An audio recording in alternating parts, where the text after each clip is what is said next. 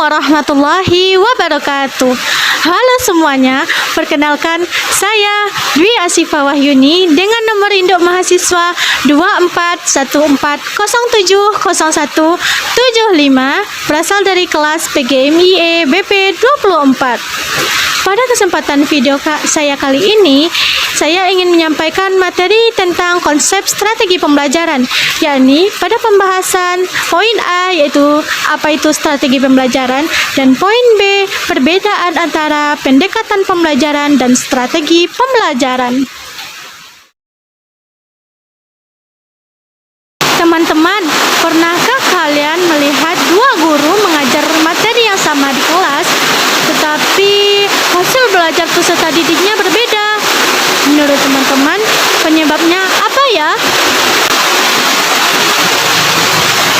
Itu karena guru tersebut menggunakan strategi pembelajaran yang berbeda. Misalnya seperti ini teman-teman, bayangkan besok saya akan mengajar pembelajaran matematika kelas 4 SDMI.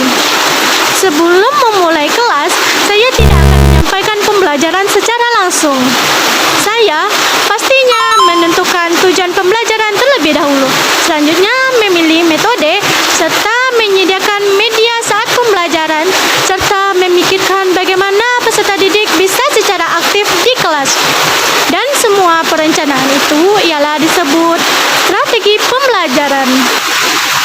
Kata strategi berasal dari bahasa Yunani, yaitu strategos dan strategia, yang berarti suatu usaha untuk mencapai suatu kemenangan di peperangan. Strategi pembelajaran merupakan suatu rangkaian atau rancangan yang dibentuk oleh seorang guru untuk mencapai suatu tujuan pembelajaran secara aktif dan efisien.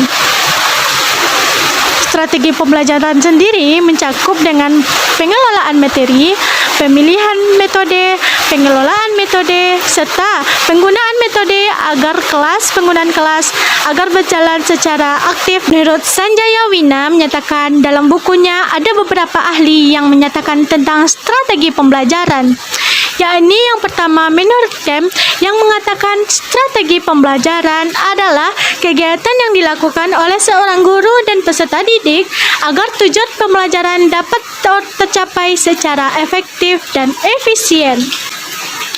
Selanjutnya, menurut J.R. David yang menyatakan bahwa strategi pembelajaran merupakan perencanaan yang berisi rangkaian kegiatan untuk mencapai tujuan pendidikan. Lalu, kesimpulan strategi pembelajaran itu apa sih?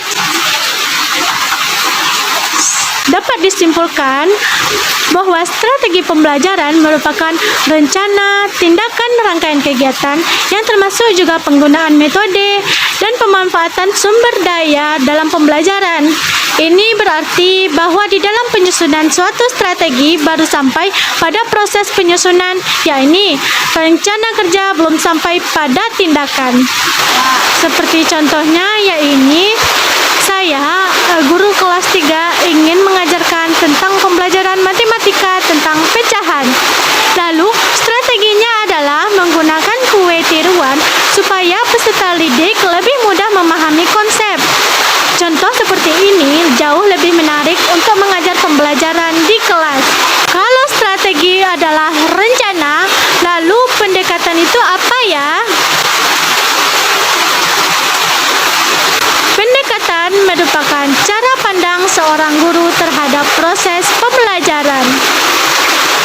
Contohnya yakni, pertama, guru percaya bahwa peserta didik harus aktif. Berarti guru menggunakan pendekatan konstruktivistik. Yang kedua, yaitu sedangkan jika guru lebih berhak banyak memberi stimulus dan latihan, itu termasuk pendekatan behavioristik. Lalu, di bagian mana cara memberikan contoh di SDMI? Yani, contohnya yaitu guru IPA membawa tanaman asli ke kelas. Anak-anak mengamati secara langsung bagaimana ekosistem yang ada di tanaman tersebut. Guru hanya membimbing yang di mana guru hanya sebagai fasilitator. Nah, itulah contoh pendekatan konstruktivistik. Jika pendekatan adalah cara pandang, maka strategi adalah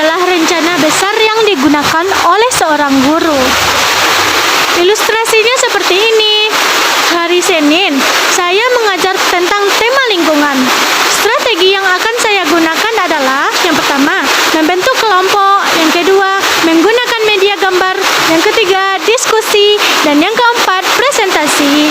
Nah, keseluruhan itulah rencana strategi pembelajaran. Jadi, apa sih perbedaan pendekatan pembelajaran dengan strategi pembelajaran? Sampai pada pembahasan ini, mungkin muncul beberapa pertanyaan. Apa sebenarnya perbedaan antara pendekatan pembelajaran dan strategi pembelajaran? Karena dua istilah itu tersebut sering digunakan secara bersamaan. Bahkan, tidak sedikit pun orang yang menganggap keduanya memiliki makna yang sama, padahal keduanya memiliki fungsi yang berbeda.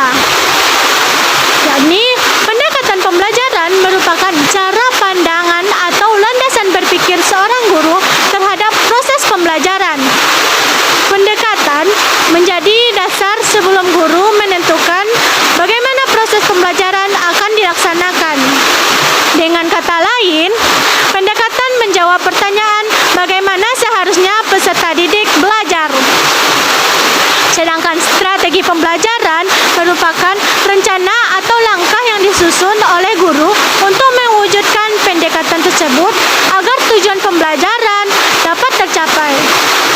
Strategi seperti menjawab pertanyaan apa yang akan dilakukan oleh guru agar tujuan pembelajaran dapat tercapai secara efektif. Agar lebih mudah dipahami, mari kita lihat contoh sederhana.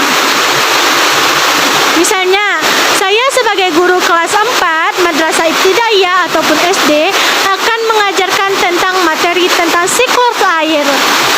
Apabila saya meyakini bahwa peserta didik akan lebih mudah memahami materi melalui pengalaman secara langsung, maka saya menggunakan pendekatan konstruktivistik.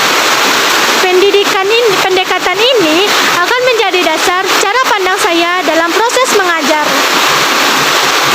Berdasarkan pendekatan tersebut, saya kemudian menyusun strategi pembelajaran. Misal, saya membagi peserta didik ke dalam beberapa kelompok, menampilkan video tentang proses hujan, mengajak mereka untuk melakukan pengamatan sederhana menggunakan gelas berisi air hangat. Kemudian, setiap kelompok diminta berdiskusi dan mempresentasikan hasil pengamatannya.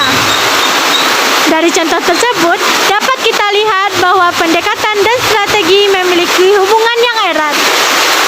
Pendekatan merupakan cara dasar berpikir, sedangkan strategi merupakan rencana dan tindakan yang diwujudkan dalam kegiatan pembelajaran. Supaya lebih diingat, kita dapat menggunakan analogi berikut. Bayangkan, kita akan melakukan perjalanan dari Padang menuju Bukit Tinggi. Pendekatan dapat diibaratkan sebagai keputusan memilih jalur perjalanan. Misalnya, melalui jalur yang paling cepat atau jalur yang paling nyaman. Sedangkan, strategi merupakan langkah-langkah yang dilakukan selama perjalanan. Seperti menentukan kendaraan yang digunakan, memilih waktu untuk keberangkatan, menyiapkan bahan bakar, serta menentukan tempat untuk beristirahat.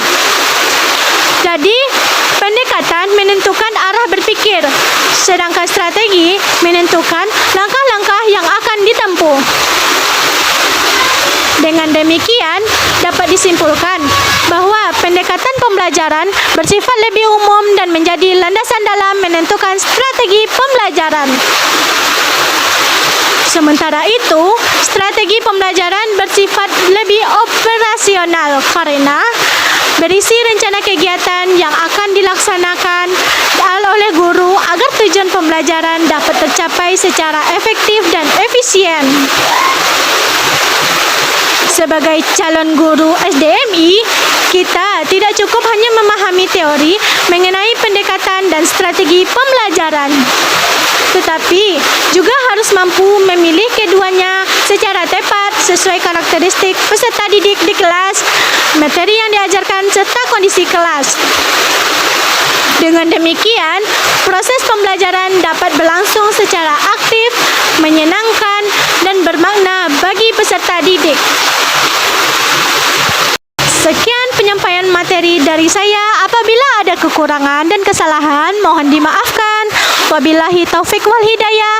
Wassalamualaikum warahmatullahi wabarakatuh.